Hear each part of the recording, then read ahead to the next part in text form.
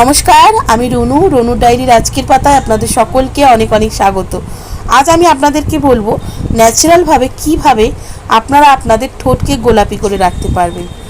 বয়স যতই বাড়ুক না কেন, সবাই চায় যে তাদের ঠোঁটটা সেই ছোটোবেলার বেবি পিঙ্ক ঠোঁটের মতনই যাতে থাকে।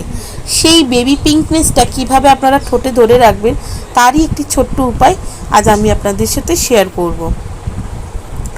সেক্ষেত্রে প্রথম উপায়টি করে দেখতে পারেন। ঠোঁট যদি অতিরিক্ত কালো হয়ে যায়, এটির একটি অন্যতম সমস্যা যে নানান রকমভাবে ঠোঁটটা কালো হয়ে গেছে, অনেক রকম উপায় করার পরও ঠোঁটটা কিছুতেই আবার নতুন আগের রঙে ফিরে আসছে না। সেক্ষেত্রে আপনারা এটা করে দেখতে পারেন। আলুর রস ঠোঁটে ইউজ করতে পারেন।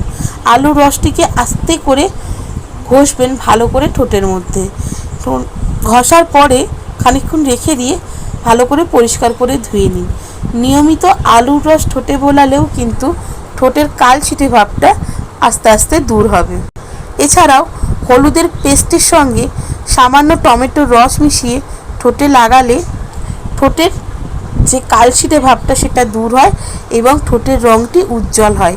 এই পেস্টটি আপনাকে 15 মিনিট ঠোঁটে লাগিয়ে রাখতে হবে। তারপর ভালো করে ধুয়ে ফেলুন। সপ্তাহে 2 দিন এই বিশেষ প্যাকটি লাগালে আপনার ঠোঁট কিন্তু প্রাকৃতিক সৌন্দর্যটা ফিরে পাবে। এছাড়াও ঠোঁটে কিন্তু বাদাম তেল মালিশ করতে পারেন। সেক্ষেত্রে বাদাম তেল বানানোর উপায় হচ্ছে, অল্প একটু নারকেল তেলে 2টো মতন কাঠবাদাম দিয়ে হালকা আঁচে ভালো করে গরম করুন। তারপর সেই নারকেল তেলটি, বাদামটা সেই নারকেল তেলে রেখেই দেবেন। তারপর সেই নারকেল তেলটি আস্তে আস্তে সার্কুলার মোশনে ঠোঁটে মালিশ করুন। কিছুদিন যাবত এই মালিশটি করার পরে দেখতে পাবেন যে আপনার ঠোঁট কিন্তু আগের চেয়ে অনেকাংশে সুন্দর দেখতে লাগছে। তো কেমন লাগলো বন্ধুরা আমার এই টিপসগুলো? অবশ্যই আমাকে কমেন্ট করে জানাবেন। ভালো লাগলে একটা লাইক করে দেবেন, অবশ্যই বন্ধুদের সাথে শেয়ার করবেন। সাবস্ক্রাইব করে বেল বাটনটা প্রেস করে রাখবেন যাতে আমি যখনই নতুন কোনো ভিডিও দিই না কেন সেটা সরাসরি আপনার কাছে পৌঁছে যায়।